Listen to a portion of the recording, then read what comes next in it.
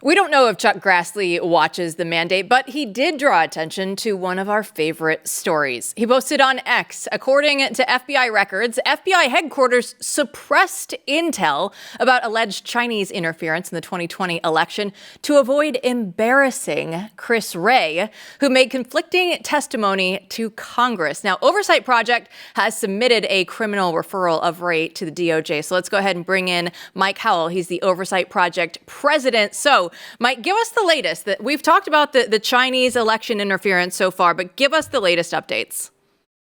So last week we submitted the criminal referral when a bunch of documents were initially released to Senator Grassley. Keep in mind that FBI Director Wray and Bongino put out a statement saying that in their view, Christopher Wray had lied to Congress and covered up this information for political reasons. Fast forward to this week. More information comes out that proves more of the same. Chuck Grassley got more documents. So we made sure to check in with the FBI today. We received confirmation that they are indeed in receipt of our criminal referral, as is the Department of Justice, by the way.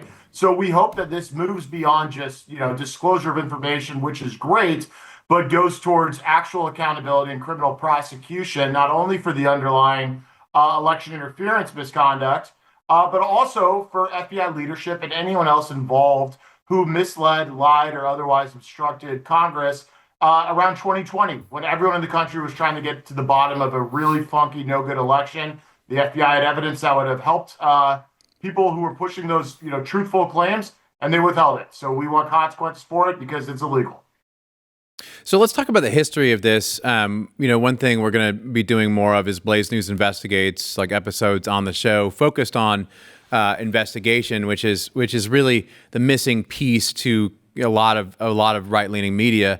There's not the same level of funding, and so what the left does is what we should do. There's a combination of nonprofits and other entities working outside and adjacent to media organizations, as well as media organizations themselves, right? Actually putting the time, funding, and effort into investigative stories. And if you look at this story, I mean, here's something that, has been suppressed, right, for a long time. So what's your kind of take on the history of this? I mean, is this a good example of the kind of problem that we face in media with the government hiding this stuff over time and it taking so long for things to actually come out?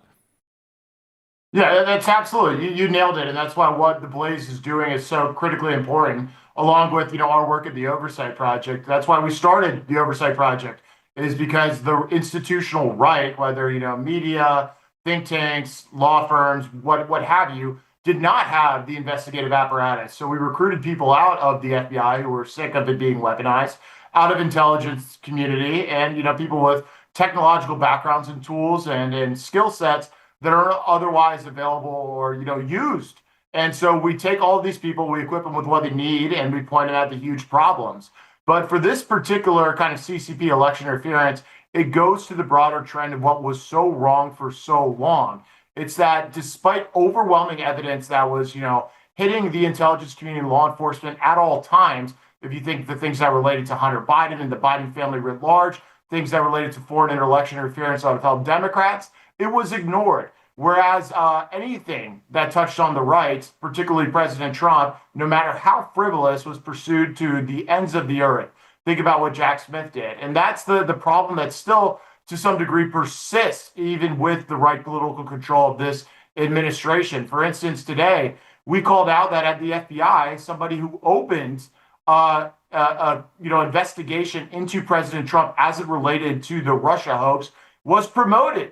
And now under Kash Patel and Dan Bongino's FBI, they're the special agent in charge at the Washington field office. So these people are still there. The way we called it today is a Congo line of liars, and they're still doing damage. We need to get them out, and investigative entities need to make that case publicly and loudly, because our friends at the FBI, they do, to their credit, have their hands pretty full with a lot of things going on, and the full-time investigative dedication that all of us are bringing to this, I think, helps move the ball forward.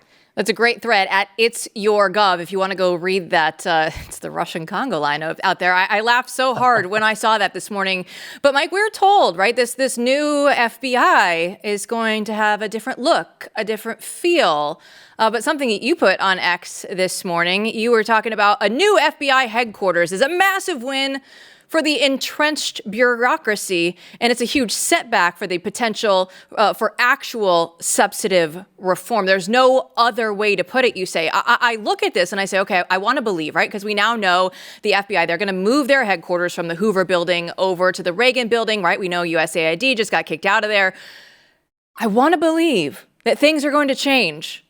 Are they going to change? I don't think materially enough. I think the fundamental problem right now is, the sense is with new leadership in there, maybe the FBI can just stop doing enough bad things. And instead of fundamentally reforming itself, we're seeing, Director Patel and Deputy Director Bongino really leaning in to some of the key shifts that started under Comey and continued under Wray. Particularly, their building out of the FBI's intelligence function, where so many of these bad things emanated from. I mean, they're openly bragging about recruiting and staffing that out and pointing to the work product of it. And a lot of people who have called for reform of the FBI have pointed out that things started going wrong when it really, post 9/11, embraced that intelligence function. Part of the narrative that they're also simultaneously pushing is let cops be cops. But here you have it still wanting to be kind of part of the deep state intelligence apparatus. That's just one major example. Another one is this FBI headquarters. And, I can speak on this with some credibility because I'm actually moving today. That's why I have this funny background I'm using. Well, you don't move unless you know what you're going to do next. For instance, we made sure we were taking our kids and, want to have more. And we were shipping them off to boarding school. We know how many people will go into the house, what we're going to do at that house, how long we're going to stay. The same can't be said for the FBI. Everyone on the right that was criticizing the FBI did not want to see them rewarded with a new headquarters in Washington, D.C. They wanted to see the agency substantially reformed. People moved out of D.C. Mission sets, given to other agencies with more appropriate jurisdictions. The agency, for lack of a better term, punished and right-sized to fit the mission they actually should have and not the one that they were pursuing. But instead, Director Patel and even President Trump was praising the workforce of the FBI, which I don't think deserves that much praise right now, and giving them a new headquarters. So if they know that they're, all these people are going to move down the street and they say maybe not as many as before, but we'll wait and see. They seem to be leaning into hiring more now, actually. So perhaps the agency will grow. It really kind of puts a pin on the discussions of, are we going to substantially reform this agency and switch it around and move people out? Or are we just going to, put lipstick on the pig of the FBI and say that it's just good enough with new leadership? And I think that's absolutely the wrong tack to go. I think Director Patel and Deputy Director Bongino would have agreed with me and probably, have quotes to that effect before they got into the job. I don't like the embrace of the institution. Many of us on the outside still have a lot of overwhelming concerns about the institution itself, and those aren't solved just by a couple political appointees there. Okay, so let's go through the objections here a little bit. I mean, so someone might say, a lot of people are saying, right? Well, look, it's only been a few months, it hasn't been that long a time, and then the trust the plan line seems to be something along the lines of there's a lot of things that they're working on at the same time, and they can't get rid of everyone every right away because some of these people know where bodies are buried. And so they're playing this sort of 4D chess. I mean, that is one of the lines that's out there. I'd love to have you respond to that. And then the second question is, well, then what the hell's going on with these guys, right? I mean, because didn't Kash Patel help break the Russian story? I mean, so what happened then? And what's really going on with them? Because that would certainly be, a sharp 180 degrees. And just going native, as so many people do in every administration, doesn't quite seem to explain it. Yeah, that's absolutely right. So on the first part, of course, some things are more complicated and take more time. Like firing and holding people accountable and doing it the right way does take time. And I have been charitable to that view to a certain extent. It doesn't cover the whole gamut that those pushing the view, including Deputy Director Bongino, would like for it to. For instance, it doesn't cover mistakes that have been made since they've come into the FBI. There have been promotions that have been of just people that are inexcusable, people who had a direct hand at senior levels in the biggest, scandals, controversies, and a criminal activity, in my view, are getting promoted. Like Dave Warzepke, I'm blanking on how to exactly pronounce his name, was promoted to head WFO after he opened on the Russia hoax. That's inexcusable. That has nothing to do with things taking time and needing more charity to work through it. So does the basic idea that they should be staffing out and building out the FBI instead of fundamentally changing the institution and right-sizing the mission. There's none of that happening whatsoever. And so we're not seeing the plan actually progress. We had a great piece in the Blaze where Clint Brown was quoted going back and forth with Steve Baker, putting forth that defense. And, certainly it does apply in those like personnel decisions of firing people and whatnot, but it does not apply to some of the policy decisions and institutional embrace. As to the motivation, I don't know. I honestly do not know. I hope that there is good reason for some of these decisions. They certainly haven't been forthcoming or transparent or advocating or explaining things that are by no means classified or would mess with anything else. For instance, on the promotion of leadership inside DC, we were told months ago through various implicit and really explicit hints that this was needed to solve the J6 pipe bomber, investigation, and nothing has happened there. And so we're running out of time for the charity of trust the plan, and these things take time. Eventually, the rubber's going to meet the road, and we're going to know without any excuses being any bit relevant. And I hope that day comes.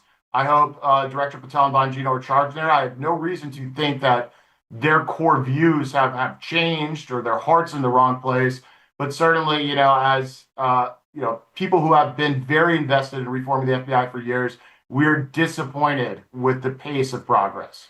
Yeah, I'm going to hold out hope because the alternative is just too painful at this point. So I'm going to keep just saying, all right, give them a little bit more time and we'll see what happens. Mike, we love it when you come on and drop new reports and new information. So I know that you have something called No King's Day coming out. So give us a sneak peek. What can we expect? Yeah, absolutely. So our awesome investigative team who, knows how to really map social networks, funding streams and whatnot, dove in when the No Kings protests were, popping up all over the country. And what we have found essentially are a lot of communist linkages. Obviously, the media wanted to pretend these were grassroots kind of, liberal, middle of the road kind of displeasure with President Trump. And that's absolutely not the case. And we look forward to next week really pointing out some of the connective tissues of these protest organizers through kind of who they associate with, who they get their news with, who they follow, who politically they promote. And it is not,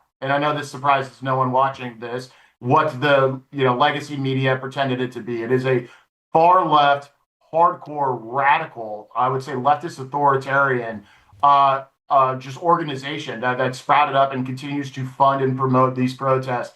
It is way more Zoran, Mondani kind of vibe up in New York than it is what the Democrats are trying to rebrand themselves to, which is a moderate party, which nobody's buying whatsoever. And we look forward to proving that further. We look forward to reading that at a future date. Mike Howell, you can tell the dedication is there. He is with us on Moving Day, America. What more do you need, Mike? Thanks so much. Hey, thanks for having me, guys. And Matthew, you can see it, right? We were talking about the investigative just a little bit earlier with Mike. It's so much of what Blaze News does, and that's exactly why we bring people like Mike on the show and into the team. Yeah, what we need is a weekly show that just is focused on deeper dives into these investigative topics because they get lost in the shuffle a lot of times. So when I started here, one of the first ones we did was on Tim Ballard, very controversial. I mean, many people who watched the network thought he was a hero. A lot of people still do. But there were some very disturbing stories that came out about him. We were the first to break that on the right because we don't respect, we're not going to protect people who are creepy on any side.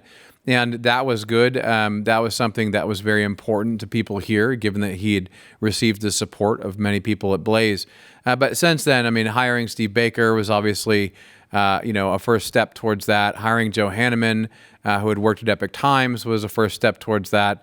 And then bringing on Howell is an obvious one. And I think there's a lot of people out there like Howell who are working in outside organizations, want to distribute their stuff, who are trusted and vetted by yours truly and others here, that we can bring together so that we have more 60-minute style content for the right. We're bringing in stories from all over the place. And last but not least, there's a woman here named Jill Savage. She's been involved in a lot of investigative work over the last few months, and is heading a lot of that up. Yeah, I can tell you personally, just with our stories that we're doing on a certain congressman, which if you followed the show, there is a need for this on the right, because we've told the New York Times about this story. We've told Politico about this story. No one is interested in sharing the story right now because it doesn't suit their interests. We have to break that mold, because if we know that there is wrongdoing that is happening somewhere, we need to tell you about it, and we're not